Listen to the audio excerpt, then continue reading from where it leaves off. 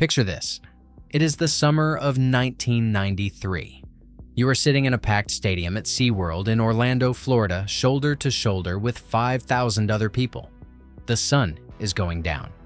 A trainer in a black wetsuit stands at the edge of a turquoise pool, and then a 6-ton killer whale launches itself 30 feet into the air, twists, and lands in a wall of water that soaks the first 15 rows, and every single person in that stadium is on their feet screaming. That show was the single most profitable live animal attraction in the history of American entertainment. SeaWorld built an empire on it. 3 parks, billions in revenue, a stock listing on the New York Stock Exchange, and an orca named Shamu, who was, for almost 40 years, one of the most recognizable brand mascots in the United States, right alongside Mickey Mouse and Ronald McDonald. 20 years later, that same show would be effectively illegal to perform the way it once was. The stadiums would be half empty. The stock would lose roughly half its value in a single year, and the entire company would spend the next decade trying to convince America to forgive it. This is the story of how a single documentary, a single dead trainer, and a single business decision that the company made decades earlier combined to bring down one of the most powerful entertainment brands in American history. And the thing I need you to understand before we start is that SeaWorld did not fall because people stopped loving animals. SeaWorld fell because of something it had been doing in plain sight, for profit, for almost 50 years, that the public was finally shown clearly enough to understand. SeaWorld opened on March 21st, 1964, on the shores of Mission Bay in San Diego. It was founded by 4 graduates of the University of California, Los Angeles, who originally wanted to build an underwater restaurant. When that idea proved impractical, they pivoted to a marine zoological park, and within a year, SeaWorld San Diego was outdrawing every other attraction in the region.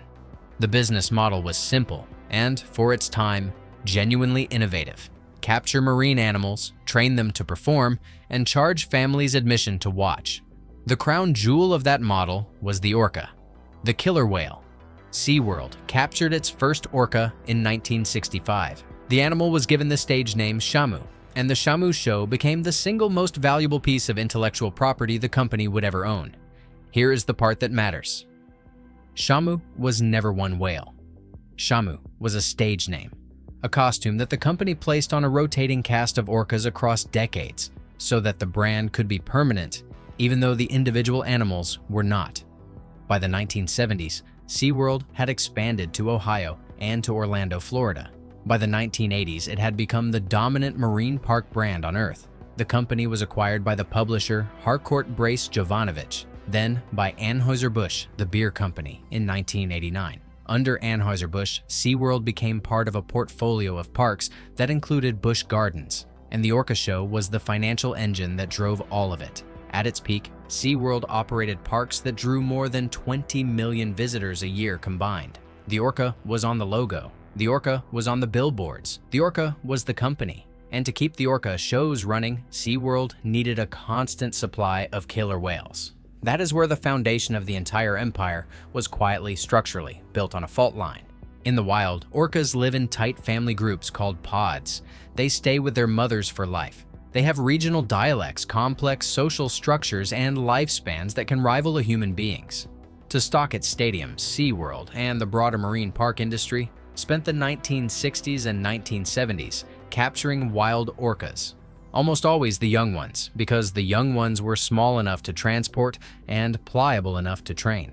The captures were violent. Boats and aircraft and explosives were used to herd pods into coves. Family groups were separated. Mother orcas reportedly circled the nets where their calves were being loaded for transport, vocalizing for hours. By the late 1970s, public and legal pressure made wild capture in United States waters increasingly difficult, so the industry turned to capturing orcas in the waters off Iceland instead. And in November of 1983, off the coast of Iceland, a roughly 2-year-old male orca was captured and separated from his mother. He was held in a concrete tank at a facility in Iceland, then transferred to a marine park in Canada, and eventually sold to SeaWorld. His name was Tilikum. He weighed 12,000 pounds at his peak and became the largest orca ever held in captivity. He He was also the single most important breeding animal in SeaWorld's entire collection. Through artificial insemination and direct breeding, Tilikum fathered more than 20 calves, meaning that a significant portion of SeaWorld's orca population by the 2000s descended directly from a single traumatized animal captured off Iceland in 1983. Remember his name, because Tilikum is where the empire begins to come apart. On February 24, 2010, at SeaWorld Orlando, a 40-year-old senior orca trainer named Dawn Brancheau finished a show called Dine with Shamu. Brancheau was one of the most experienced and respected trainers in the entire company. She had appeared in SeaWorld's marketing. She loved the animals. After the show, she lay down on a shallow ledge at the edge of the pool to interact with Tilikum in a routine the trainers performed regularly. What happened next was witnessed by a stadium full of guests. Tilikum pulled Dawn Brancheau into the water and killed her. It was not the first time the animal had been involved in a human death. In 1991, at the marine park in Canada, a trainer had fallen into Tilikum's tank and drowned. In 1999, a man who had stayed in SeaWorld Orlando after hours was found dead, draped over Tilikum's body the next morning. Dawn Brancheau was the third death connected to the same animal. SeaWorld's public position, in the immediate aftermath, was that Brancheau had made a mistake, that her ponytail had drifted into the water and the whale had grabbed it. The trainers who knew her and who knew the animal did not accept that explanation. The Occupational Safety and Health Administration, the Federal Workplace Safety Agency, opened an investigation. And that investigation, and the trial that followed, would pull into public view a set of internal facts about orca captivity that SeaWorld had spent decades keeping in the background. The death of Dawn Brancheau was a tragedy. What turned it into the downfall of a company was that it gave a filmmaker a reason to start asking questions. In 2013, a documentary film was released that told the story of Tilikum, the capture of orcas, and the death of Dawn Brancheau. I am not going to walk through the film scene by scene, but I will tell you what it argued, because the argument is what mattered. The film argued that keeping orcas in concrete tanks drives them to a kind of psychological breakdown, that the stress of captivity made Tilikum dangerous in a way that was entirely predictable, and that SeaWorld had known the risks and continued to put trainers in the water anyway. The film was made for a reported budget of around $76,000. The damage it did to SeaWorld is almost impossible to overstate. The film aired on CNN in October of 2013 and was watched by more than 20 million people. What followed became known inside the company as the Blackfish effect. Musical acts canceled scheduled performances at SeaWorld parks. School field trips were quietly called off. Corporate sponsors, including Southwest Airlines, which had partnered with SeaWorld for over a quarter of a century, ended their relationships, and the numbers started to move. In 2014, SeaWorld publicly acknowledged for the first time that attendance was declining and that the controversy was a factor. In August of 2014, the company's stock dropped 33% in a single day after a disappointing earnings report. Over the following period, the stock lost roughly half its value. The chief executive officer stepped down in December of 2014. SeaWorld had gone, in roughly 18 months, from a stable and profitable public company to a brand in open crisis. And the crisis had been triggered by a $76,000 documentary about a single whale captured off Iceland 3 decades earlier. For 2 years, SeaWorld tried to fight. It launched an advertising campaign defending its treatment of animals. It announced a plan to build larger orca habitats, a project called Blue World, with a budget of around $100 million. The public did not buy it. The California Coastal Commission approved the larger tanks but added a condition SeaWorld could not accept. The commission banned the company from breeding orcas in California. And without breeding, the orca show had no future, because an orca show with no new orcas is a show with an expiration date. So in March of 2016, SeaWorld surrendered. The company announced that it would end all orca breeding immediately, making the current generation of orcas in its care the last generation it would ever hold. It announced that it would phase out its theatrical orca shows entirely. The animal that had built the company, the animal that was on the logo, the animal that had filled the stadiums for 50 years, was being retired as a performer.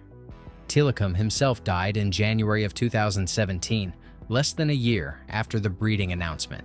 The empire that had been built on Shamu had formally agreed to let Shamu end. And here is the financial reality underneath the public relations language. SeaWorld did not end the orca shows purely because it had a change of heart about animal welfare. SeaWorld ended the orca shows because the orca shows had become a financial liability that was driving customers away faster than the animals could bring them in. The moral decision and the financial decision happened to point in the same direction, and the company followed the money while describing it as a matter of conscience. So what is SeaWorld in 2026? It is a company that survived, but as something fundamentally different from what it was. The modern SeaWorld has pivoted hard away from animals and toward roller coasters.